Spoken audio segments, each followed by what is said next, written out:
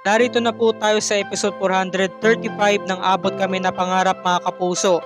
Ka-video call nga ni na Nurse Karen sa ni Nurse Evan si Doktora Annalyn. Sabi nga ni Nurse Karen, naku panigurado doktora kaya sumama dyan si Zoe para nga naman kitain yung mami niya.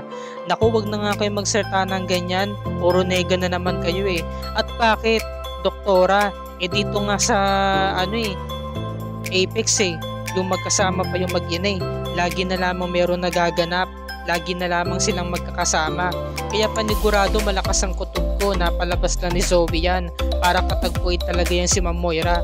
Sabi naman ni Evan, naku tama na nga yan Mars, iniiba mo yung mood ni Doktora dapat maging masaya siya kasi nasa Japan siya.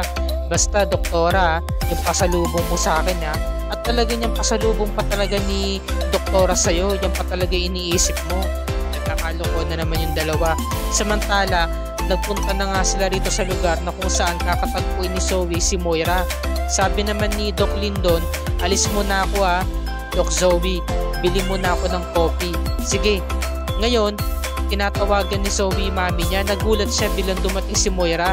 Binigyan niya ng gamot kasi nga nilalagnat ito. Mami, ito inumin mo to agad Meron na tong prescription. Ako na ang bahala. Kailangan mami, umakting ka ng kunwari tatakas ka at pinipigilan kita. Anong gagawin natin dito? Magsasabunutan tayo? Basta mami, kasi nandito si Doc Lindon, alam niya na huli niya tayo magkausap.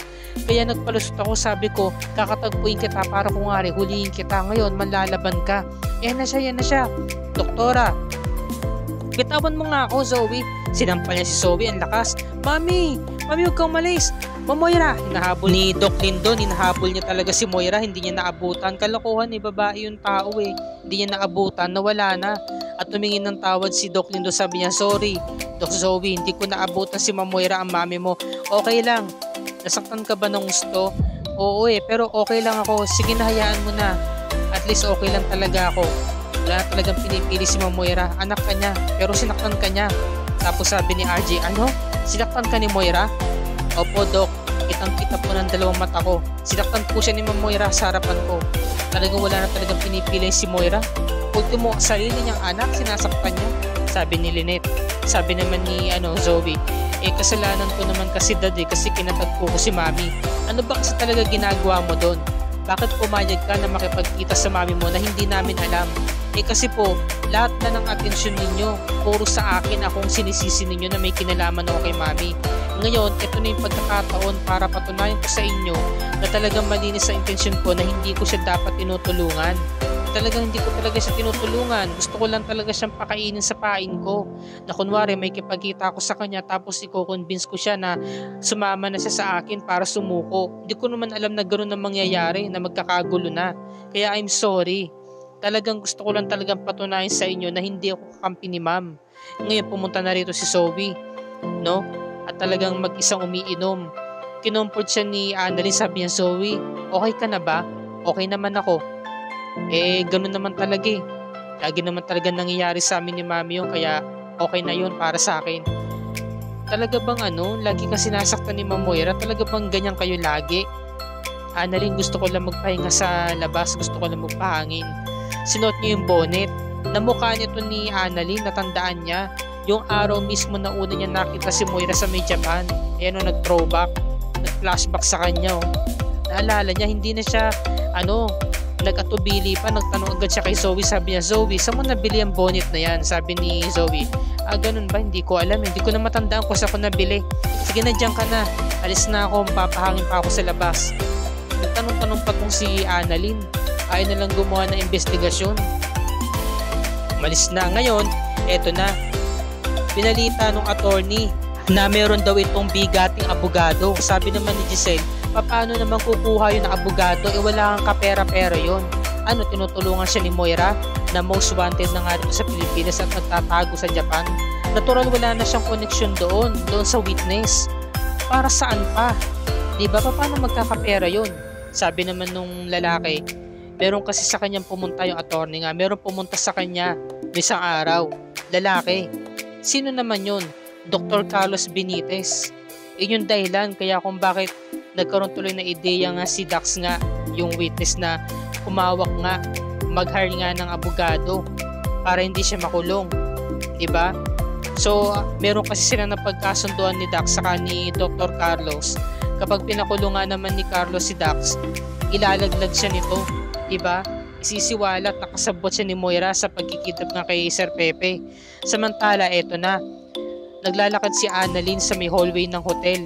Lumapit sa kanya yung Japanese na receptionist. Sabi niya, "Ma'am, meron po kayong returning call."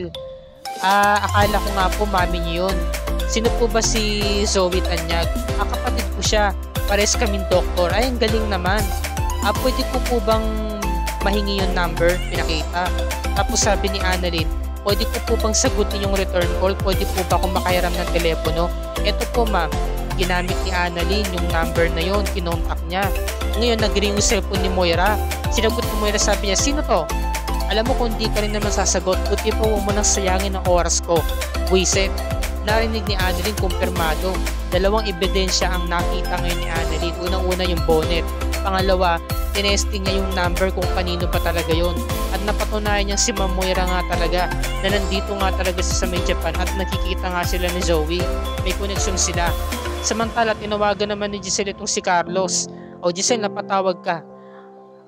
Sabi sa akin ng attorney ko na nagpunta ka raw sa pulis para katagpuin yung witness. At ngayon, gumagawa na ng paraan yung witness. Nag-hire siya ng bigating abogado. Diba? Saan naman kukuha yon? Dapat nga, nagbigay ka ng kaso sa kanya. Parang ikaw patuloy gumagawa ng paraan para lalo makalaya yung witness. Dapat magsampa ka ng kaso," sabi ni Carlos. "Giselle, labas na ako dyan kung tutusin. Saka meron namang matibay na ebidensya na nakalap ang mga pulis. Yung ransom money, saka yung burning cellphone. May balahadya, di ba? Kaya mahuhuli rin ng mga pulis si Moira. Huwag kang mag-alala. Labas na ako dyan. Kailan naman ako lumusob sa pulis dahil sinaktan niya yung asawa ko, pati anak ko napahamak. Pinagtanggol ko lang. Gusto ko nga siyang saktan bububugin ko na nga sana kaso inaalala ko lamang yung profession ko dahil doktor ako." Ngayon eto na. Nagkita na nga si RJ saka si Lynette. "Lynette, saan ka pupunta? Sa labas?" Oo, kakatagpuin ko lang si Doc Lindon saka si Annalyn." Saan ka pupunta?" Gusto mo samahan na kita sa labas?" Hindi ko na kailangan ng chaperone, saka alam ko naman yung way papunta sa kanilang dalawa. Alam mo, kakatagpuin ko rin si Zoe. Lalabas din naman ako. Alam mo, nandito si Moira sa may Japan. Maaaring saktan ka niya. Hanggang dito ba naman sa Japan? RJ, sasaktan pa rin ako ni Moira? Hindi natin masasabi yan, Lynette. Kasi may mga dahilan kung bakit pumunta rito si Moira. Maaring gusto niya kayong sundan ni Annalyn dahil alam niya nandito kayo. Napaka palaisipan nga sa akin Bakit siya pupunta rito sa Japan? Ano naman gagawin niya rito? 'Di ba? Kasi nga ang mga kamag-anak nga ni Moira nasa USA. Kaya expected nila nasa US siya. At ngayon pumayag na nga rin si Lynette kasi nga po proteksyonan siya ni RJ, 'di ba? Laban nga kay Moira. Samantala eto na, namamasyal na nga sila. Sabi naman ni Annalyn, "Alam mo ba, Doc Lindon, ang laki talaga ng party sa atin ng immersion na to kasi marami tayong natutunan sa lugar na to." Sabi naman ni RJ, "Hayaan mo. Ako naman na magpapadala ng mga doctors dito sa Japan mula sa Apex. At syempre, isasama rin kita doon, Zoe." Sabi naman ni Zoe, "Wag na, Dad. Kasi baka meron pang ibang doctors na mas deserving kaysa sa akin. Sagit lang, Dad. Bibili muna ako ng coffee. Kayo ba? Gusto niyo ba ng coffee?" Sabi naman ni Lynette. "Okay, sige. Gusto ko rin." Ngayon sabi naman ni Doc Lindon, "Doc Zoe, samahan na kita." Okay, sige. Ngayon nagkaroon ng pagkakataon si Annalyn para sabihin ng katotohanan sa mga magulang niya. "Nay, Tay, pakiramdam ko po talaga si Zoe, kinakatagpo niya pa po si Ma'am Moira. Kasi po meron po ako importante sasabihin sa inyo. May nangyari po kasi kagabi. Yung magkasama po kami sa may bar ni Zoe ng hotel. Nakita ko po sinuot niya yung bonnet. Samantalang doon ko mismo nakita yung bonnet na yon na suot-suot ni Ma'am Moira doon sa may Mount Fuji. Sigurado ka ba, anak? Baka naman binili lang ni Zoe yun." "Hindi po talaga at meron pa pong isa pang ebidensya. Dalawa pong ebidensya ang nakalap ko na matibay talaga." Tinawag po ako ng receptionist ng hotel. Meron daw pong returning call. Para daw po kay Zoe yun. Napagkamalan nga ako yung anak. Ngayon, sinagot ko, kinuha ko yung number, ginamit ko yung telepono ng hotel. At nakasagutan ko po si Ma'am Moira. Narinig ko po yung boses niya. Kaya pakaramdam ko po talaga, matagal po sila nagkikita rito ni Zoe. Ngayon, nagkaroon to rin ng plano yung mag-aama ni na RJ sa ni Lynette. nasasakyan nila itong si Zoe. Samantala, tumawag si Zoe kay mami niya, "Ma'am, ba't ka naman nag-iwan ng returning call dito pa mismo sa may hotel na tinutuluyan namin? Alam mo na naman na napakadelikado." Anak, hindi kasi kita makontak sa number mo kaya nagpaiwan na lang ako ng tawag dyan sa may receptionist ng hotel. "Ma'am, kailangan mo mag-ingat. Kamusta ka na ba? Bakit meron na naman panibagong problema?" "O anak, merong problema. Hindi to dahil sa sakit ko. Gumaling na ako dun sa medicine na pinadala mo, maraming salamat. Ang pinoproblema ko, meron na akong bagong identity. Dumating na yung visa at bagong passport ko at bagong pangalan ko. At bukas na bukas, lilipad na ako papuntang South America." Sabi niya, "Talaga, mami, bukas na, hindi man lang ba tayo magkikita para sa huling sandali?" "Okay, sige anak, masakit to para sa akin pero magkikita tayo bago ako lumipad." Ngayon eto na, kinabukasan. "Sigurado ka ba anak, hindi na kita ihahatid?" "No need na dad, malaki na naman ako kaya di ko na rin kailangan ng chaperone. May kapagkita lang talaga ako sa mga kaibigan ko tapos aalis na rin agad ako." Ngayon biglang dumating si Annalyn. "Zoe, mag-iingat ka ha. Hindi ka na ba sasama sa amin sa pamamasyal namin?" "Hindi na. Nagpaalam na ako kay dad na sabi ko may kakatagpuin akong mga kaibigan." Yumakap si Annalyn, sabi niya, "Ingat ka."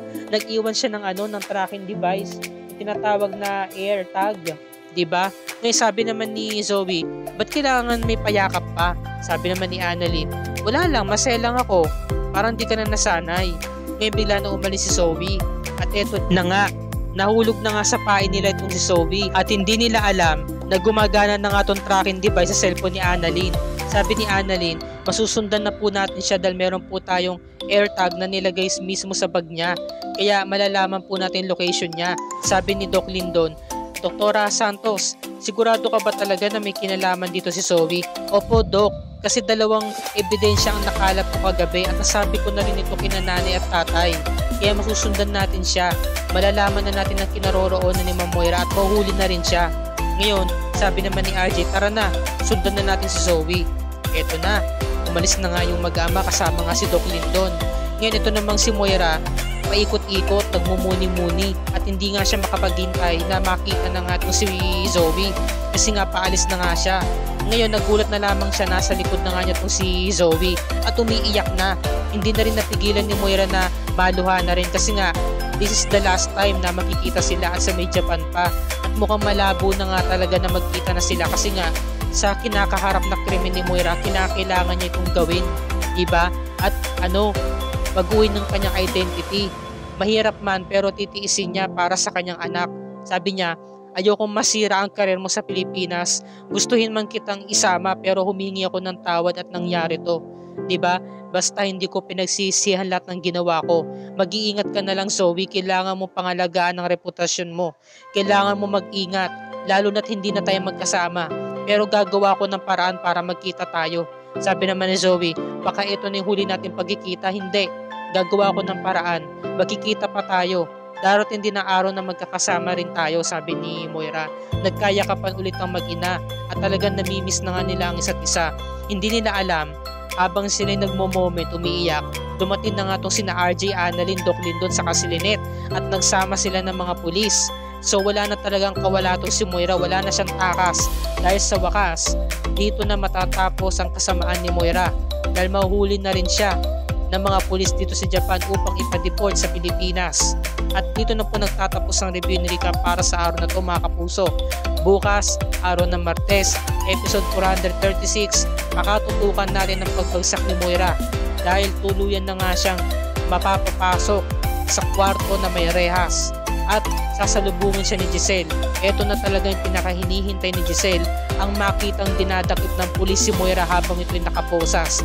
Yan ang pakatutukan natin bukas mga kapuso.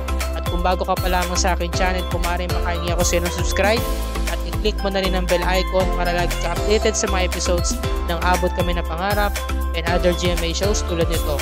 Maraming salamat po sa inyong panonood mga kapuso and God bless us all.